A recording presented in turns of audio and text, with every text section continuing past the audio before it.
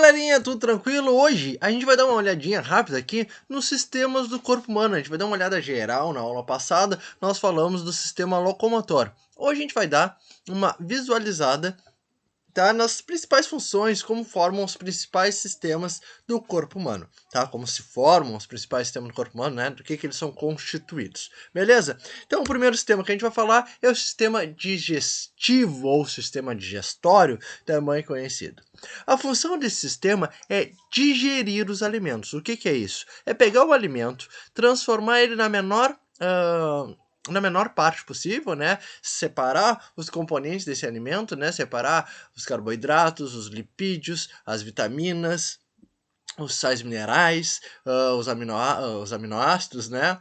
Então, dividir, fragmentar esse alimento para que a gente possa ingerir ele, para que a gente possa absorver esses nutrientes e o nosso corpo formar aquilo que ele julgar necessário, tá? Então, a função do sistema digestório é desmanchar os alimentos para que a gente consiga usar esses tijolinhos, ou seja, essa matéria-prima presente nos alimentos, para formar o nosso corpo. Do que é formado o sistema digestivo, ou o sistema digestório? É formado pela boca, pelas glândulas salivares, que são glândulas anexas, mas vamos primeiro falar do tubo digestivo, né? A boca, a faringe, que fica bem atrás da boca aqui, quando tu olha no espelho lá no fundão, é a faringe. Logo abaixo nós temos o esôfago, tá? Ligando ao esôfago, liga a boca ao estômago. No estômago, ali a gente começa a fazer a digestão das proteínas e tal. Do estômago nós temos o intestino delgado, que também tem função de digestão, mas a função também é de absorção dos nutrientes, tá?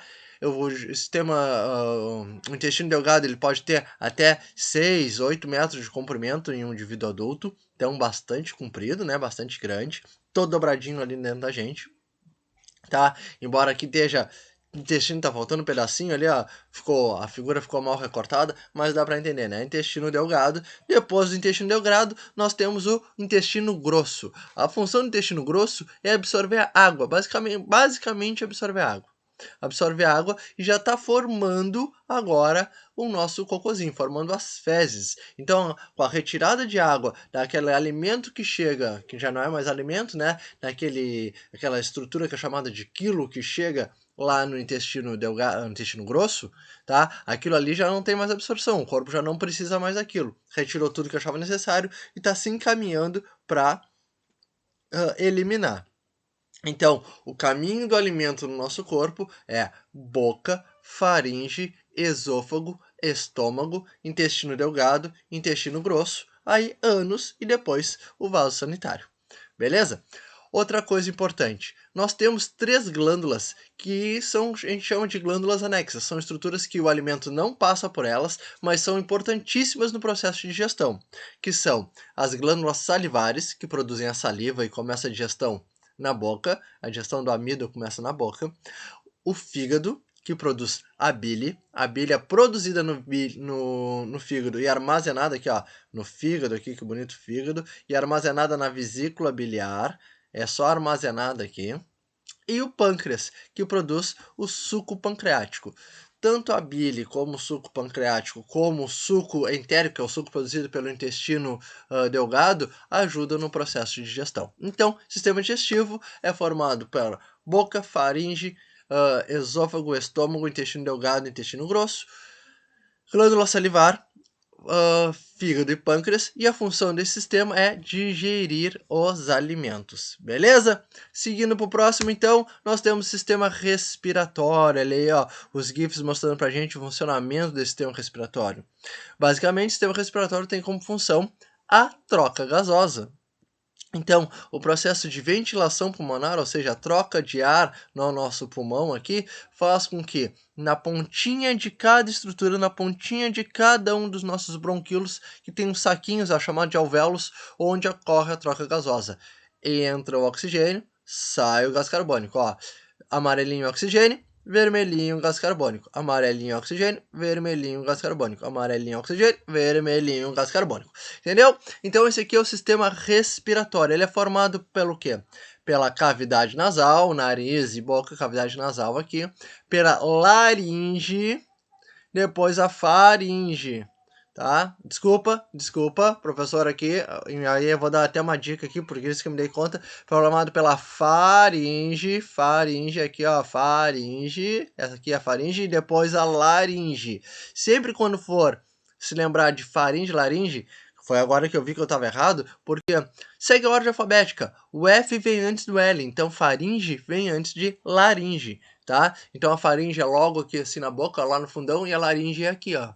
Então, faringe, laringe, depois traqueia, a traqueia vai se bifurcar para os brônquios e cada brônquio vai se bifurcar em vários ramos dentro de cada pulmão, dentro do pulmão direito e do pulmão esquerdo, dentro de uma árvore pulmonar, que a gente aqui, ó, a árvore pulmonar aqui, ó, bonitinha aqui, ó, que a gente chama de cada galhozinho dessa árvore aqui de bronquíolos.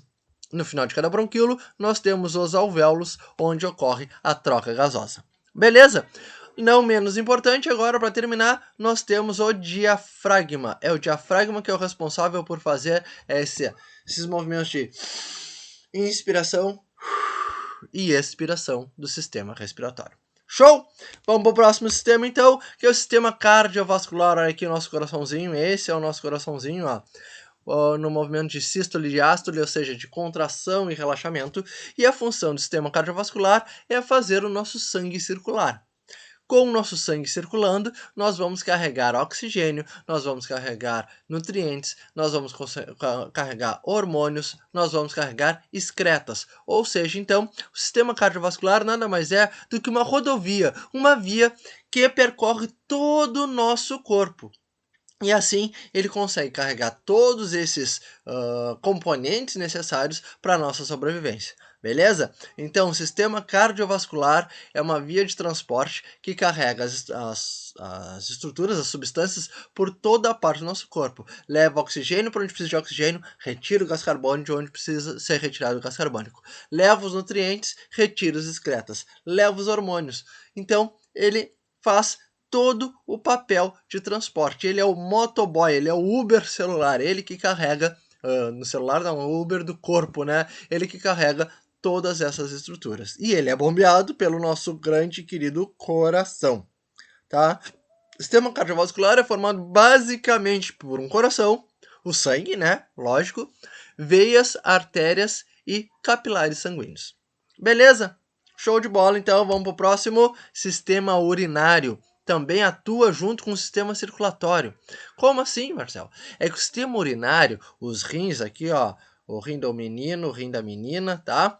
Os rins, eles têm uma função de filtragem do sangue. Você lembra que agora, bem pouquinho tempo atrás, eu peguei e falei que o sangue, ele retira os excretas, ou seja, as impurezas do nosso corpo?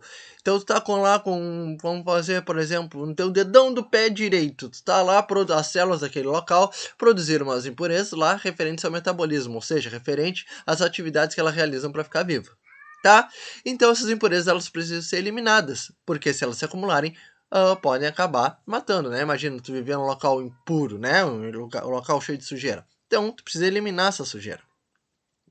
Quem é que faz esse papel de transporte, de eliminar isso? O sangue. Então, ele capta essa sujeira, carrega até o rim retira essa sujeira, filtra esse sangue, deixa ele limpinho, e aí onde é que ele vai botar essa sujeira? Ele transforma em urina e a gente elimina ele na uretra. Então, os rins filtram, conduzem essa urina pelos uretérios até a bexiga, onde ela fica acumulada. Essa urina, depois de um determinado período, ela é eliminada pela uretra. Beleza? E aqui, ó, a bexiga feminina, opa, tá aqui a bexiga feminina, ela é um pouco menor do que a bexiga masculina por causa da presença do útero. Beleza? Show de bola? E agora, por último, para terminar, o sistema genital, que também chamamos de sistema reprodutor. É com esses órgãos que é possível a gente perpetuar a nossa espécie. Então, nós temos aqui o útero feminino, tá? E o sistema reprodutor masculino. É aqui, ó, nesse espacinho que o bebê fica alojado durante todo o seu período gestacional. Aqui nós temos os ovários, 2 ovários. Dos ovários é liberada uma célula chamada óvulo, que é o gameta feminino. O que é o gameta feminino? O que é esse óvulo? É a célula responsável por receber o espermatozoide, e a fusão do espermatozoide com o óvulo forma o bebê. Então, o espermatozoide é produzido no testículo masculino, percorre todo esse canalzinho chamado de canal deferente, encontra-se aqui com a próstata e as vesículas seminais, libera essa mistura de substâncias cria um líquido chamado de esperma. O esperma é liberado pela uretra e vai se encontrar com o óvulo, mais ou menos aqui, ó, nessa tromba, que é a tuba uterina, se encontra aqui.